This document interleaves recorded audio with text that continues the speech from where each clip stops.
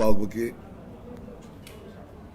గెలిచిన ప్రతి ఒక్కరికి పేరు పేరున కంగ్రాచులేషన్స్. ఒక అసోసియేషన్ కోసం వచ్చారు, మీ హామీలు ఇచ్చారు. అక్కడున్న సమస్యలు ఏంటో నాకు తెలుసు, మీకు తెలుసు. ఇద్దరు కలిసి విశ్లేషించాం. దానికి పరిష్కరించడానికి మీరు చాలా ఒక పెద్ద ప్రణాళికతో వచ్చారు. All the best you. అది చేయండి. కానీ ఈరోజు నేను తెలుగోడిని కలం ఇవన్నిటి నేపథ్యంలో జరిగింది.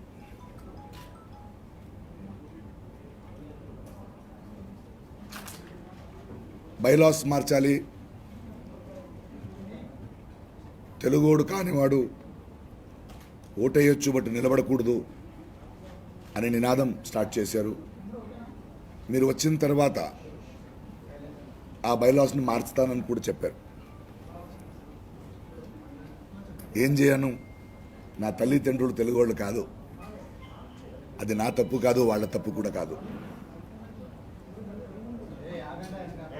ఒక అసోసియేషన్కి ఒక నాయకత్వం వహించిన మీకు తెలుగోళ్ళు మాత్రమే ఉన్నారన్నారు.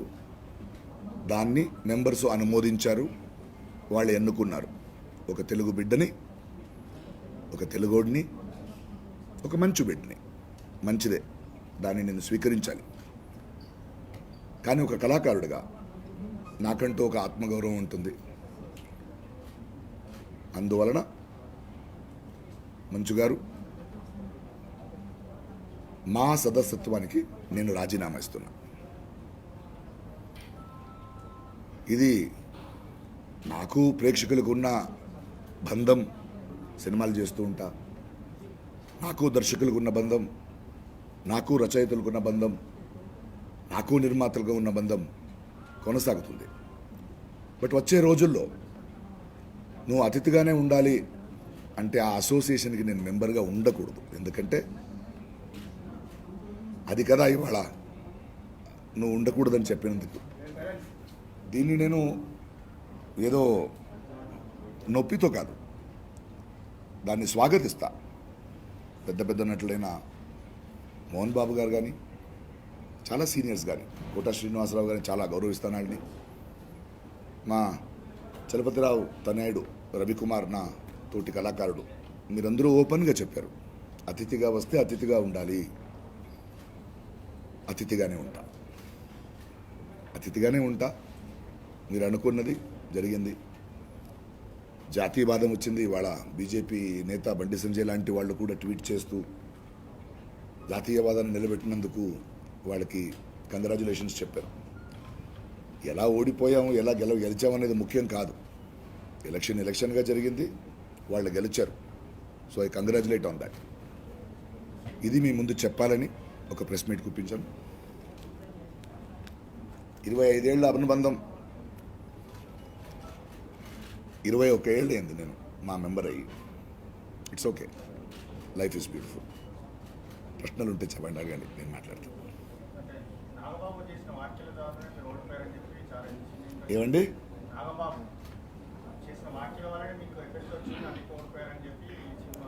ఇది వ్యక్తిగతం కాదు కదా. ఏం చెప్పినా మెంబర్స్ డిసైడ్ చేశారు, మెంబర్స్ ఎన్నికలు వేశారు. నాగబాబు గారు ఒక ఓటు వల్ల నేను గెలవలేదు కదా. ఉండొచ్చు, ట్రెండ్ మారొచ్చండి. నాగబాబు గారు చెప్పొచ్చు, చాలామంది మాట్లాడొచ్చు. బట్ ఎన్నుకున్న మెంబర్స్ వాళ్ళు ఎన్నుకున్నారు కదా, వాళ్ళ మనసులో అది ఉంది కదా. అది కదా ముఖ్యం మనకి. ఇది నాగబాబు గారిని ఓడించడం కాదు కదా.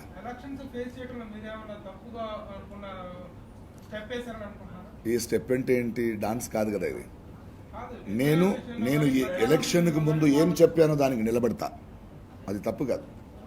నేను సమస్యల గురించి మాట్లాడాను, ఏం చేయాలో చెప్పాను. అవతల వాళ్ళ గురించి నేను కమెంట్ చేయలేదు.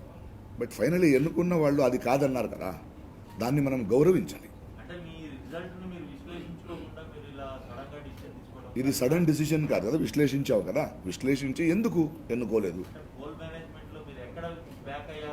అలాంటి రాజకీయం మా అసోసియేషన్లో చేయాల్సిన అవసరం లేదండి. ఇది రాజకీయ ఇది కాదు కదా. నాకైతే అవసరం లేదు. వాళ్ళకి థ్యాంక్స్ చెప్తాను, బట్ ఇది జరిగింది కదా, ఇక్కడి నుంచి వాళ్ళు ఆలోచించాలి.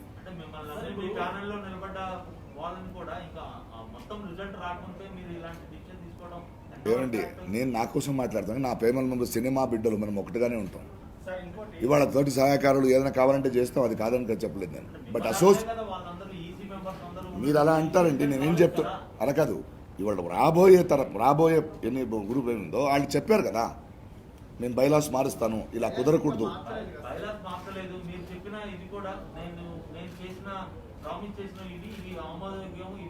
అది చేస్తాం, అది మా మెంబర్ అవ్వాల్సిన అవసరం లేదు కదా దానికి. అబద్ధాలను నేను నమ్మను, మీరు నమ్ముతారా? నేను అబద్ధాలు నమ్మను, మీరు నమ్ముతారా? నేను అబద్ధాలని నమ్మను, మీరు నమ్మితే నమ్మండి. వన్ బై వన్ అందరికీ ఆన్సర్ ఇస్తాను, 1 by 1.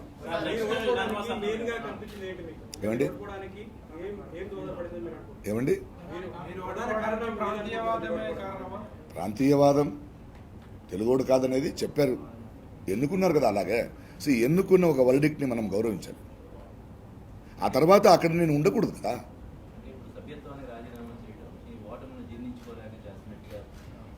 దాన్ని జీర్ణించుకున్నాను కాబట్టి యుద్ధభూమి ఏంటంటే కురుక్షేత్రం కాదది.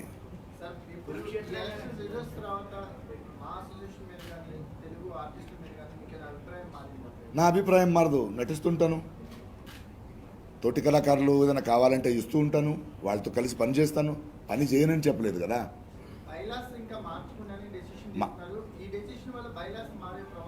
తెలీదండి, మారుస్తానని చెప్పారు, ఆ హామీ కూడా ఇచ్చారు కదా.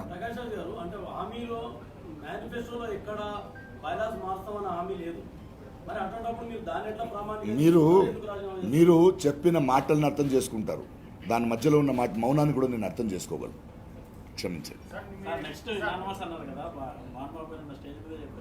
నాకెప్పుడు యునానిమస్ నచ్చదు కదా. మోహన్ బాబు గారు చెప్పారు, అలాగే జరుగుతుంది ఇక నుంచి. నాకు అందులో భాగస్వామ్యం అవడానికి ఇష్టం లేదు.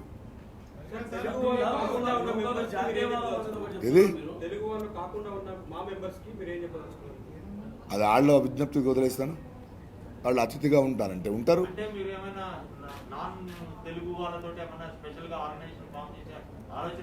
చిచ్చి అలాంటి అవసరం లేదు. నేను యూనివర్సల్.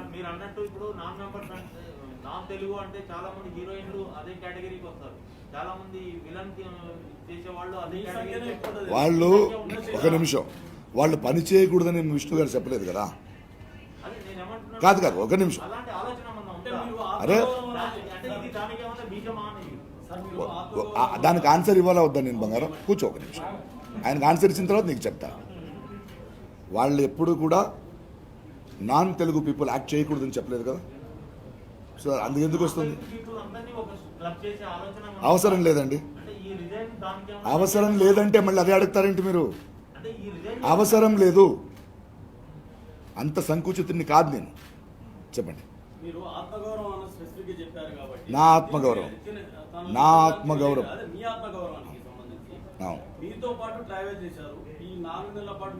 వాళ్ళు నాతో ఉంటారు. దాంతో పాటు మీ వాళ్ళు చాలా మంది ఇందాక అన్నట్టు వేరే స్టేట్ వాళ్ళు ఆర్టిస్టులు కూడా ఉన్నారు. మరి వాళ్ళ ఆత్మగౌరవం కూడా మీరు గౌరవిస్తారేమని చెప్పి వాళ్ళకి వదిలేస్తాను. ఇప్పుడు నేను పోటీ చేశాను, వాళ్ళు పోటీ చెప్పినప్పుడు పోటీ చేస్తారని అనుకున్నప్పుడు వద్దంటారు. అప్పుడు వాళ్ళు డిసైడ్ చేసుకోండి.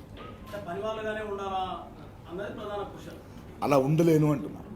గెలిచిన విష్ణుకి ప్రకాష్ రాజ్ గారికి మధ్య దాదాపు 60-70 100 ఓట్లు 100 ఓట్లండి. మీకేసిన 200 మంది ఓట్ల అభిప్రాయాన్ని మీరు అది గౌరవిస్తూ వాళ్ళతో పనిచేస్తానంటున్నాను కదా. ఈ అసోసియేషన్లో ఎట్లా పనిచేస్తారు? అసోసియేషన్ నేను వద్దంటారా? నన్ను వద్దంటారా?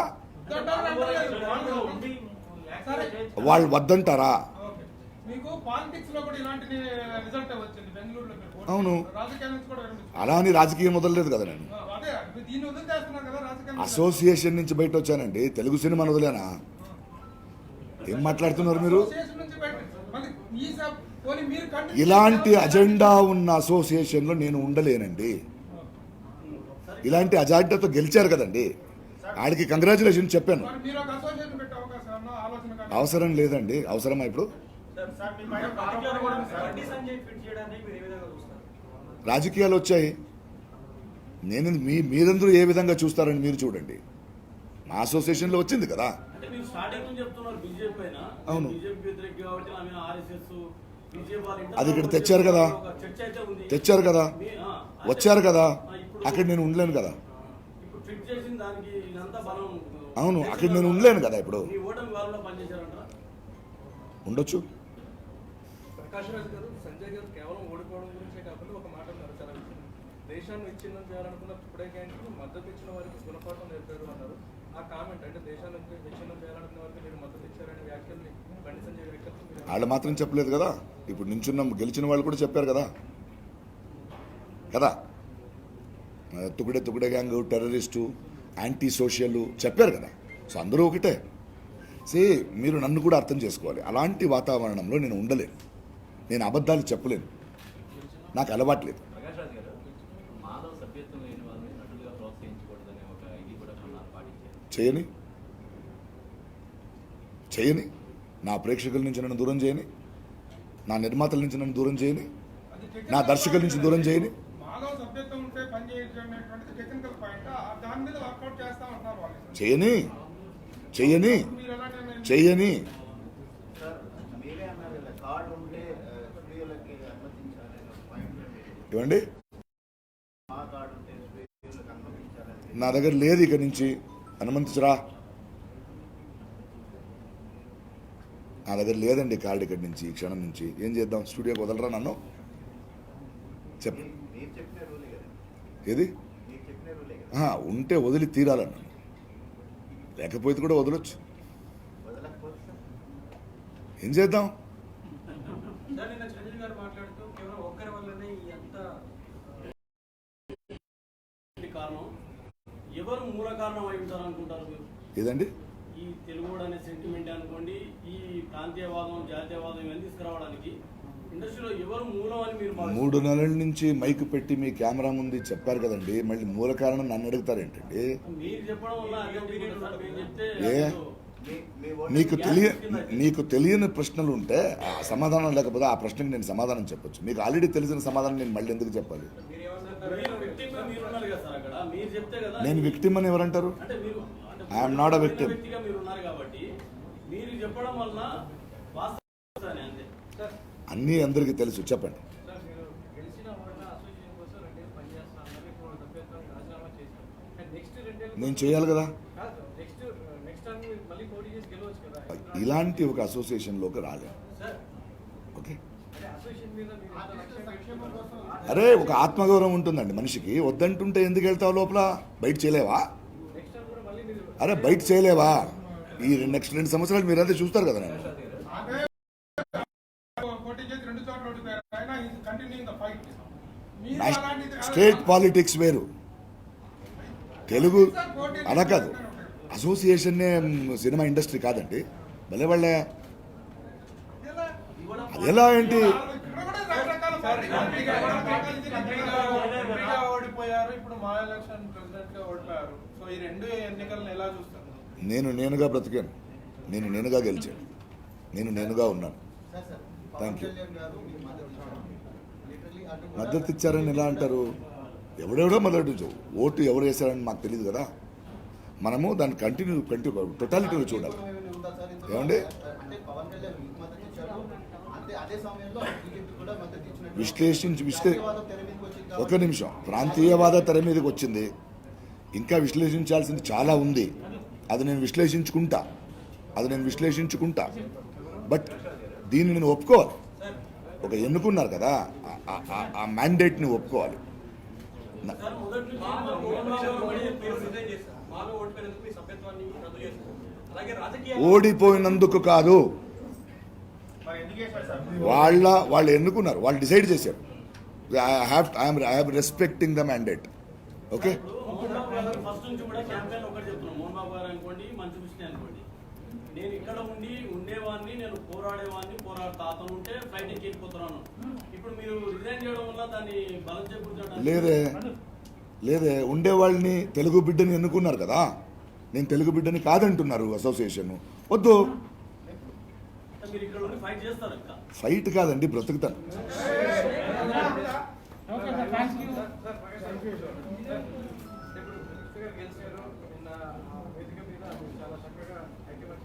చెప్పాలి కదండి, గెలిచిన వాడికి మనం ఉండాలి కదా. మాట్లాడతాను ఎందుకు చేయను. ఆయన మెంబర్ కానీ వాడు నాతో పనిచేస్తానని నేను వద్దంటానండి. విష్ణు గారి సినిమాలో, వాళ్ళు తీస్తున్న సినిమాలో మీరు మెంబర్ కాదు ఆయన యాక్ట్ చేయాలని నేను ఎందుకు వద్దంటానండి. ఏమండి, పని కలిసి అవసరం లేదు కదా. ఇలాంటి ఐడియాలజీ ఉన్న అసోసియేషన్తో నేను పని చేయలేను, ఇందులో ఉండి పని చేయలేను, బయట నుంచి పని చేస్తాను. ఈ ప్యానెల్లో చెప్పిన ఇతర మెంబర్లు కూడా రాజీనామా ఇస్తాను, దానికి దీనికి సంబంధం లేదు కదా. ప్రకాష్ రాజ్కి ఏ రాజకీయ సపోర్ట్, పార్టీ సపోర్ట్ లేకపోవడం వల్లనే ఓడిపోయారంటారా? రాజకీయ సపోర్ట్ అవసరం లేదనుకున్నా, ఎలక్షన్స్కి అవసరం ఉందని చెప్తున్నారు. ఎంత అవసరం ఉన్నా నేను రాజకీయాన్ని తీసుకురాను, అయిపోయింది. పెద్దల సపోర్ట్ అవసరం లేదు. మెగా క్యాంపుకి సపోర్ట్ చేసిన ఓడిపోవడానికి కారణాలు వందొట్టాడని నేను ఎందుకు చెప్తున్నాను చెప్పేశాను. మళ్ళీ మిగతా దానికి వెళ్తే 2-3 రోజులు విశ్లేషణ దీంతో అయిపోద్ది అనుకున్నారా? అలా మొదలైంది కాదు, ఇప్పుడే మొదలైంది. Thank you.